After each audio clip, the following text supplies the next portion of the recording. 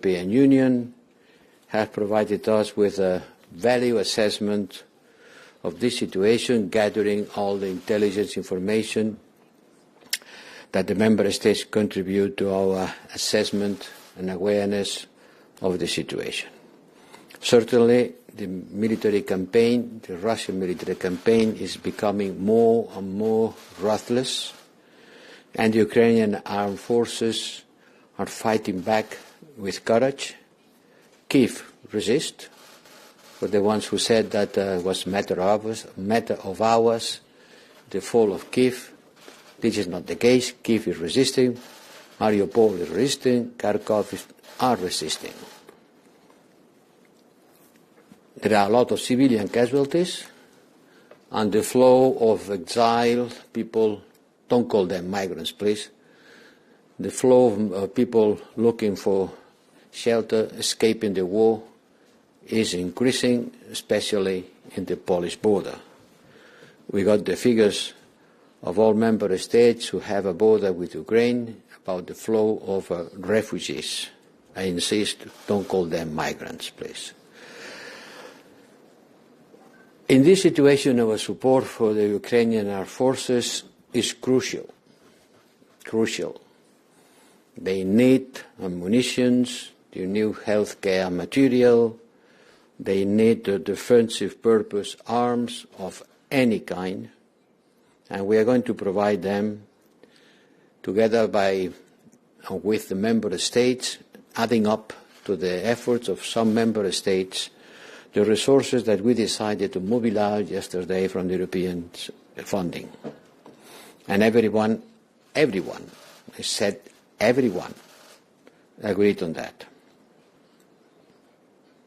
So member states are determined to increase their military support on a bilateral basis to Ukraine and to top up this effort with the funding of the European Union in order to repel the unacceptable action by Putin, who is implementing this aggression to Ukraine with the support of Lukashenko, who, by the way, is organizing today a constitutional referendum in a context of oppression and widespread human rights violations. He is organizing a referendum to delete the Belarus non-nuclear status from the constitution and to make Belarus a basis for the nuclear weapons of Russia.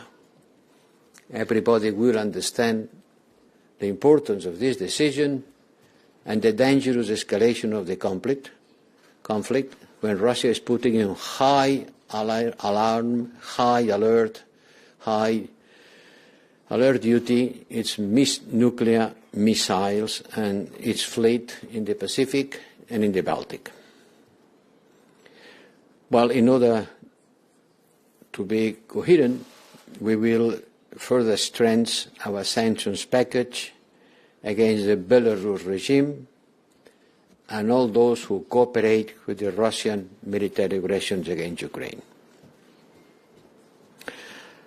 As I said yesterday, we adopted an unprecedented support package under the European Peace Facility to help Ukrainian armed forces to defend Ukraine's territorial integrity. And this was done in a record time. I started working on this proposal after the European Union Council. Immediately after the European Union Council, I started thinking that enough was not enough, that we could do more.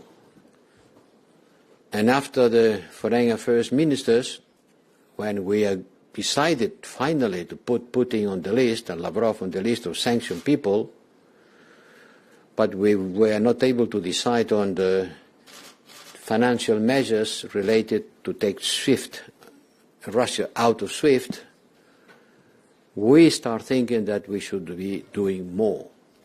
And immediately we start preparing this decision, which in one hand mobilize resources to help military to Ukraine, which is, as I said yesterday, a turning point on the history of European integration. Because until now, it was considered that the European Union, which is a peace union, not a military union, was not allowed to supply arms to a third country. That's what we are doing now. This is another taboo that falls. And secondly, and tomorrow at the Parliament we will discuss about it, that the ministers has been informed about the decision that will put a strong toll on the Russian economy, because to cut half of the reserves of the Russian Central Bank is going to be very damaging. But today the defense ministers work a lot on the coordination of the efforts in order to make effective all bilateral initiative together with our funding. And we have created a clearinghouse to keep track of the Ukrainian request in one side and their needs, and our F offers, member states offers, in order to ensure maximum effectiveness and coordination of our support. And in doing so, this clearinghouse cell, will be working in coordination with NATO. Ukraine has been asking also support for geospatial intelligence, and we are mobilizing our satellite center, which is placed in Madrid, to work on that. So I think that from the mobilization of resources, everything is on track. It has to be done quickly because the war continues. The war cannot wait for bureaucratic procedures. And I think that our answer and our overcoming of the institutional difficulties has been quick and showing a new era in our relations with Russia. And one of the things that the European Union has to do is to decrease as quick as possible its dependency on oil and Russian oil and gas. We pay a very high bill to Putin, and this money is being used to finance its military aggression. I want also to differentiate between Putin and Putin regime and the Russian people. We are sure that the Russian people don't want this war. It is a war started by Putin and by Putin regime with a clique of oligarchs who are supporting him.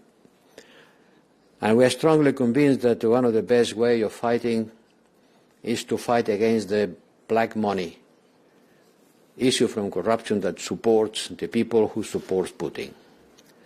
And on the measures taken yesterday and approved by legislative procedures by the Commission at the proposal of the Commission and the High Representative, an important package of these measures are addressed to fight the money that these people, these oligarchs, have in our banks and our financial systems. And I am very happy to know that Switzerland has joined us on the implementation of this package, because without the participation of Switzerland, our measures would have been not as much effective as needed.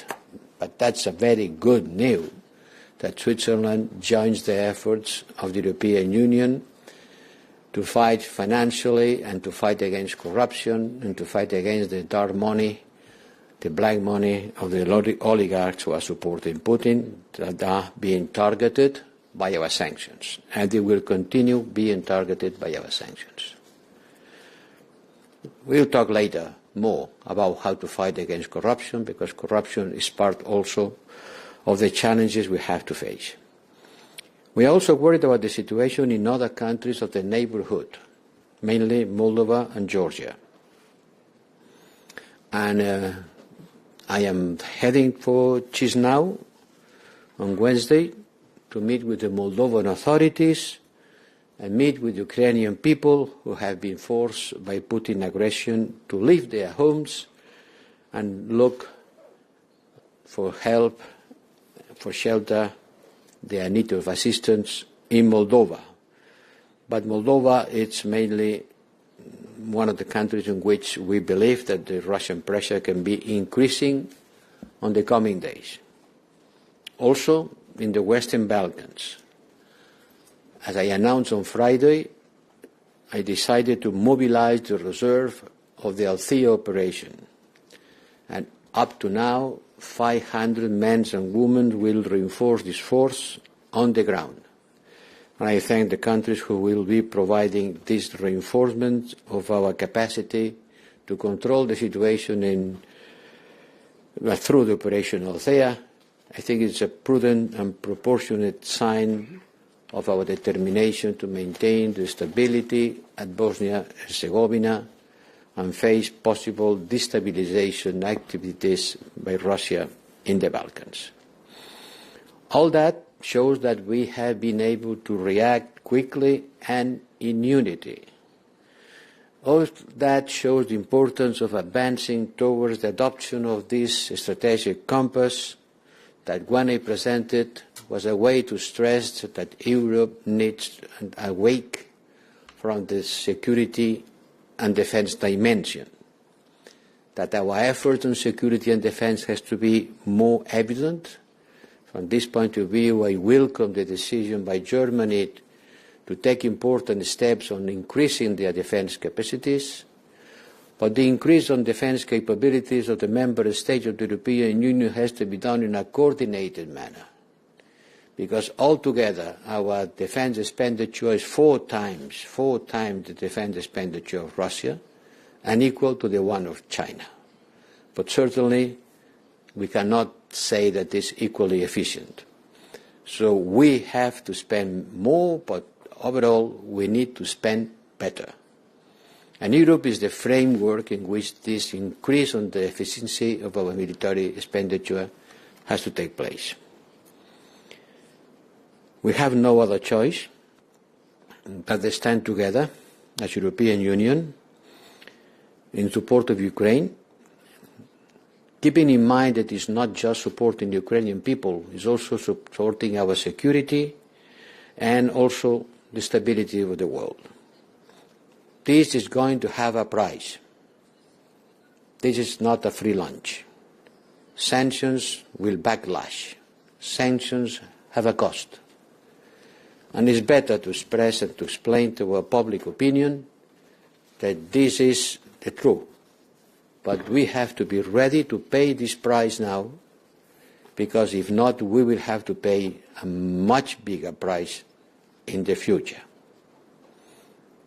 I think it's important to face that with determination and realism. We are turning a page on the history of the European integration and also on the history of Europe in the post-World War and in the post-Cold War. The relations with Russia will no more be determined by trade, believing that trade will make a political transformation of the regime. We want to support the Russian people. I am just recording a message, another message to the Russian people. We don't want to fight with them. We want just to defend Ukraine first and a way of living after in front of the Russian aggression. Well, I am wrong saying the Russian aggression. It's better to say from the Putin aggression and the Putin regime aggression, which is antithetic with ours values, and that's why we are standing behind the people of Ukraine. Thank you, High Representative. And now I will take questions, and I have quite a lot in the room and remotely. I will start by Yuri. Not many questions because it's 4 o'clock. Thank you very much, Nabila. High Representative, I have questions, of course, on the support to armed forces of Ukraine. Can you tell us a little bit more what was discussed today of what will be delivered to Ukraine? And, for example, will there be missile defenses? Because we see that Russia is using missiles to attack also Ukrainian cities and civilians. And the second question, can you tell us also, was it discussed how to deliver this aid to Ukraine? We know that there is a land border, of course, with EU member states, but as Russia has these missiles, like Iskander missiles in Belarus and is using it, so how to protect this delivery of this little aid to Ukraine so that Ukraine can use it? Thank you very much. Mire, I'm going to speak in Spanish because it's more natural for me to answer this question in our Spanish. Interpreters. You know? I wouldn't understand it. You need to. Do you know what does it mean?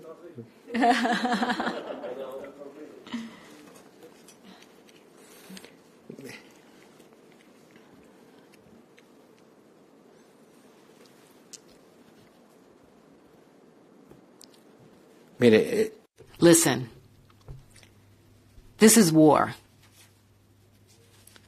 And I'm not going to give any information that can serve the other part.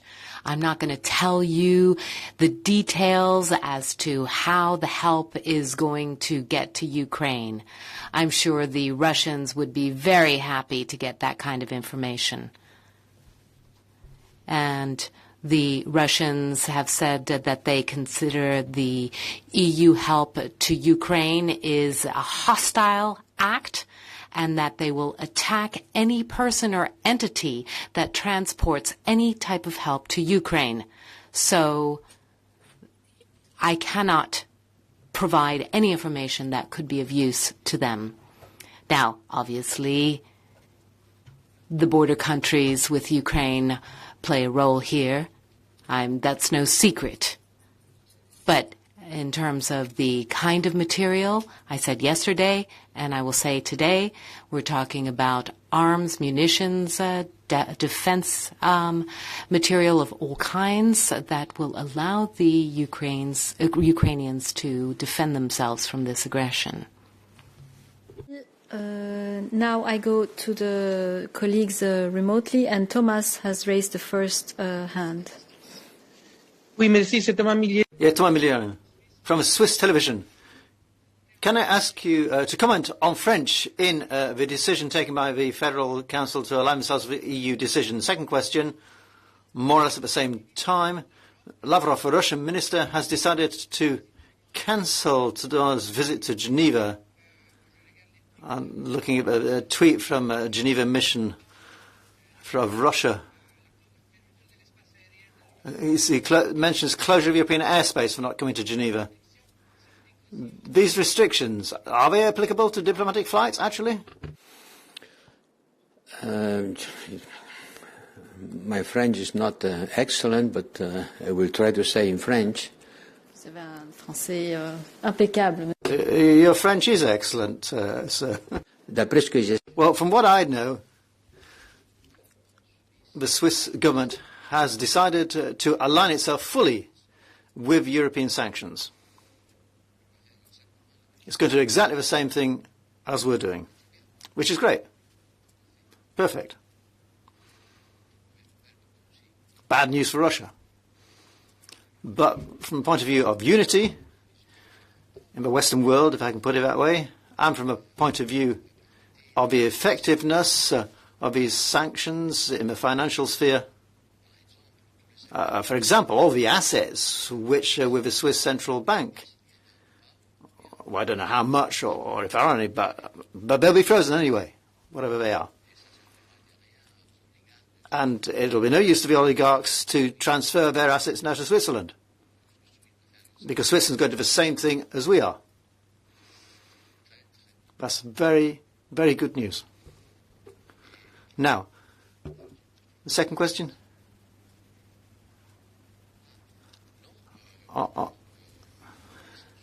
The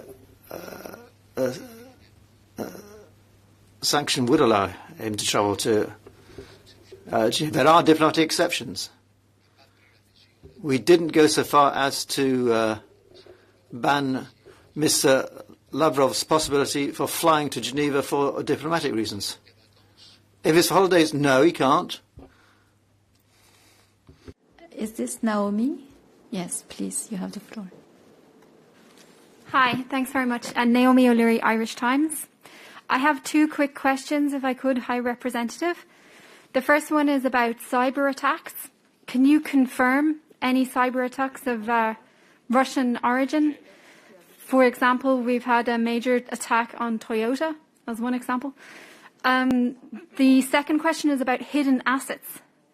In every harbour of the Mediterranean, there are mega yachts proudly flying the flags of tax havens, where their ownership is concealed by shell companies, and many of their owners are Russian oligarchs whose names are very well known. How will we identify the ownership of those? Will they be affected? Will they be seized? And what about cryptocurrencies? Are there any steps taken, given the design of crypto, to be peer-to-peer and to evade regulation? Thank you.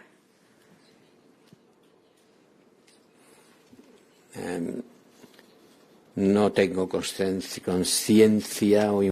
I'm not aware, and I don't have any information about the attack on a specific company.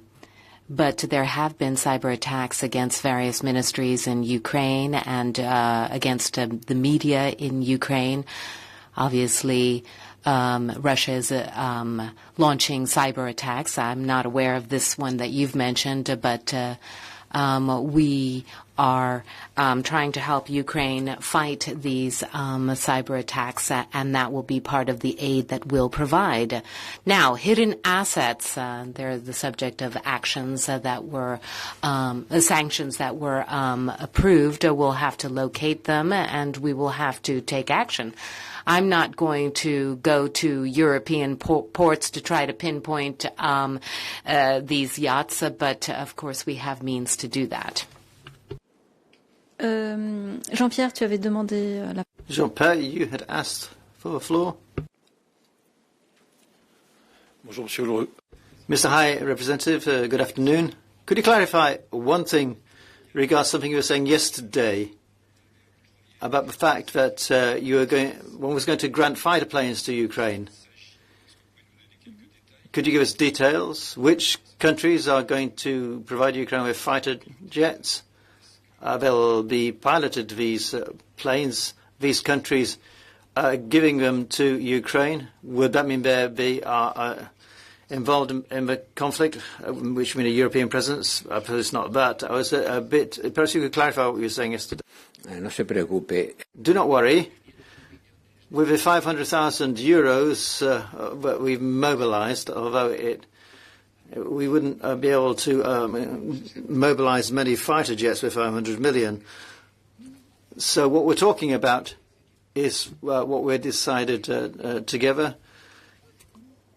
Members may, some European countries, if they want to, bilaterally can mobilize any kind of aid to help Ukraine to defend itself. And they also need aircraft. And that's a part of requests for aid that we have received from Ukraine. But they would have to be those European countries, if they have them, that have fighter jets which could be piloted by the Ukrainian Air Force pilots who will then be using them in practice. Good. Can I take another question? If it is easy, si es fácil, sí. Thomas, your question is easy or no? And fast. Tomasz Bielecki, Deutsche Welle, Gazeta Wyborcza. Yes, it will be easy. I was going to ask about fighter jets, but it answered. So, you've mentioned also yesterday about the Poland serving as a hub for this military help, EU help for the Ukraine. And today ministers decided, as you said, on creating the clearinghouse. Is it the same? How did it work? How many people and where geographically it would work? Yeah, thank you. Thank you. No, una cámara de... Well, a clearinghouse is a financial instrument. You don't have to move from Brussels to make that operative. A clearinghouse is a matching between supply and demand. You can do that over the phone, and you just need to know who's asking and who's giving. You don't. Obviously, you need to match everything up. Ukraine is making requests. You've got 27 member states who are looking at those requests, and we need to make sure that we coordinate those requests so that all sides are happy, so that we can avoid any discrepancies or lacunae, and that's happening from Brussels.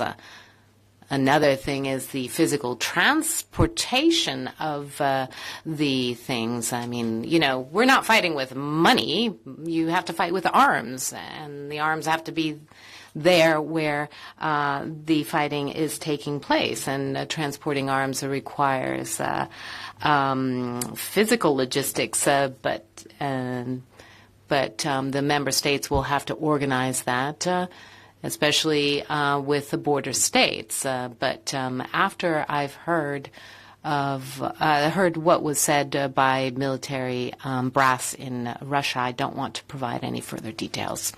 And now I really do have to go. So, a ver, la última pregunta. Okay, one final question. Let's let the press do their job. Lorenzo Consoli, Alaska News. High Representative, I will appreciate your answer in Spanish because your Spanish is beautiful. But I ask it in English because my Spanish is not as beautiful. We are now in an escalation, a clear escalation with this military answer from the EU, the first time it happens, military support for the Ukrainian. My question is, how can we keep energy out of this? It's clear that for the Russians now, energy could become a way, cutting energy, a way to damage the EU, because we have 40% of our energy coming from Russia. So how can energy remain outside all this? Thanks. The energy will not be out of this conflict, like it or not. We have a dependency on Russian oil and gas. We are going to decrease this dependency as quick as possible, and this is an existential policy to decrease the dependency, which has been increasing, by the way, in the last years. 4 years we have been talking about decreasing, and we have been increasing. Well, that's time to decrease, seriously. It means renewables and hydrogen. Very much. But there's going to be turbulences on the markets of energy. It's easy to understand. It will happen. It's happening. And it will increase prices. And prices will be paid by consumers. Maybe we can introduce subsidies, policies to protect the most vulnerables.